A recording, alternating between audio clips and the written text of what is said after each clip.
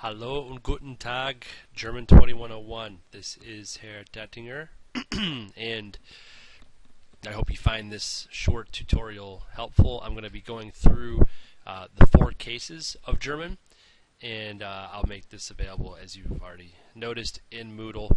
I'll also put these PowerPoints in on their own so that you have time to really look through them. This video is just going to be kind of a short overview where I might explain things a little bit more thoroughly that you might not get by just reading through it. So I just want to briefly go over these. These are things that you should be familiar with already that we learned in 1101 and 1102, particularly the nominative and the accusative case, so essentially the subject and then the direct object.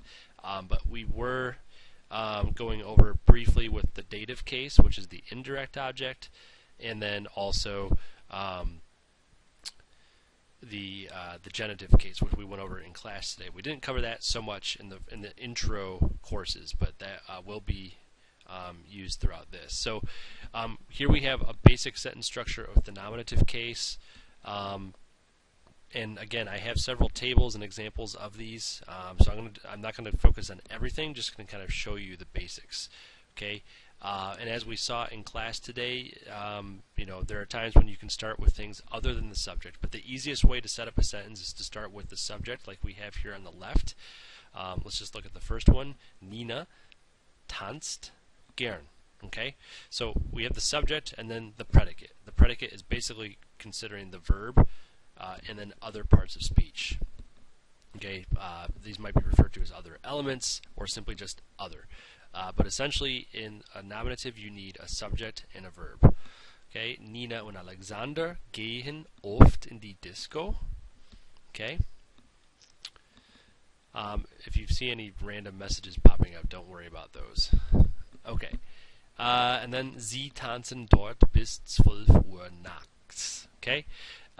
So notice too where the other parts of speech are: gern, oft, in die Disco, dort bis 12 Uhr nachts.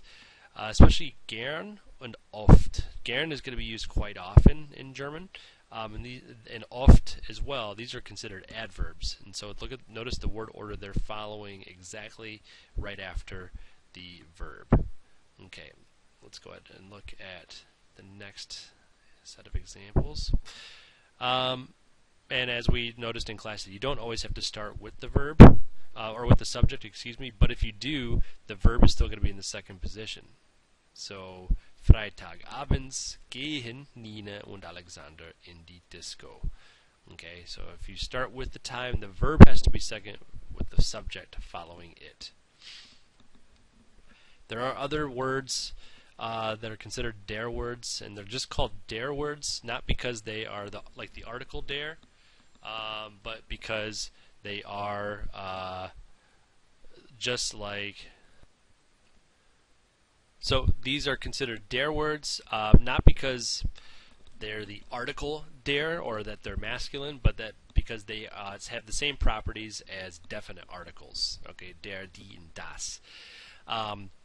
And so basically, if we look at the table below, der, das, die, and die, the masculine, neuter, feminine, plural, look at the endings of dies, jed, and welch for each of those. So dies meaning this or these, jed meaning each and every, and welch meaning which.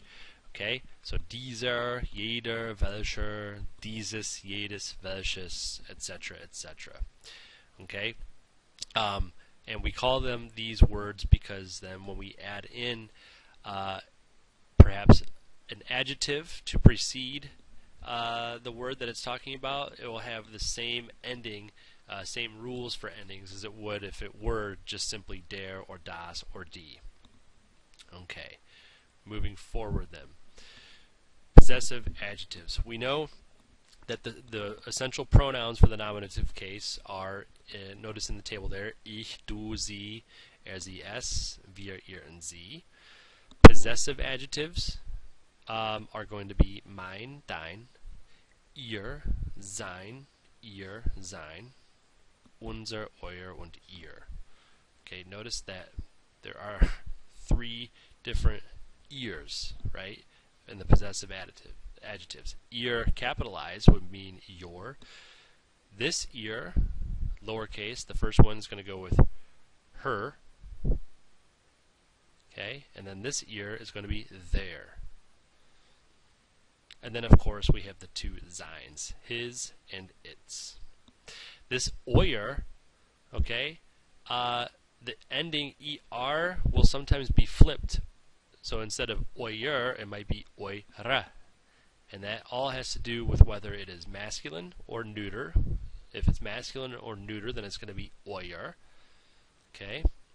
For example, let's look at das Auto. All right. If I'm describing, talking to my two friends, and I want to say something about their car, I would say, "Hey, euer Auto ist sehr schnell." Your car is very fast. But if it were my mom and maybe her sister, then I would say eure Auto, if it did belong to them. Eure Auto ist sehr schnell.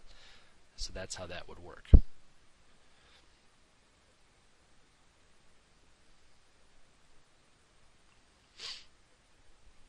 Okay, and this further explains how these work. Euer Computer, euer Haus for the masculine and neuter, eure Jacke, eure Bücher for the feminine and for the plural.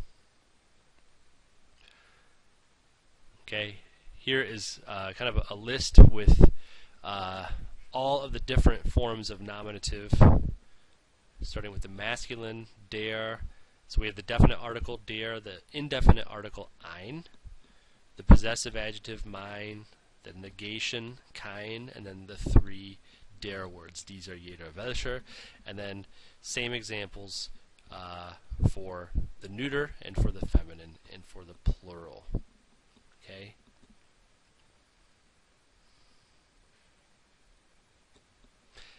When it comes to adjective endings, it could be slightly tricky, but not too bad. These are minor details that eventually will become easier to deal with over time. The one good thing with the singular items, Pulli, Hemd, Jacke, if it is a preceded adjective, which it is here, the red coat, or the red sweater, excuse me, the blue shirt, the brown jacket. Notice that they're all I. Der rote Pulli, das blaue Hemd, die braune Jacke. Plural, if it's preceded, meaning preceded by this article, die schwarzen Schuhe, it's going to be en. Okay? The indefinite articles and then the unpreceded articles are going to be somewhat similar. Not at all times in all cases, but in the nominative case, yes. Ein roter Pulli, deutscher Wein. Ein blaues Hemd, kaltes Bier. Eine braune Jacke, frische Milch. Schwarze Schuhe, schwarze Schuhe. Okay?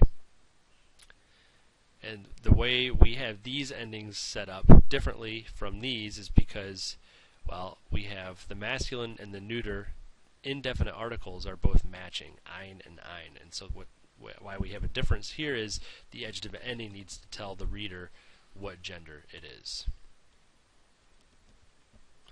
And that is all we have for the nominative case.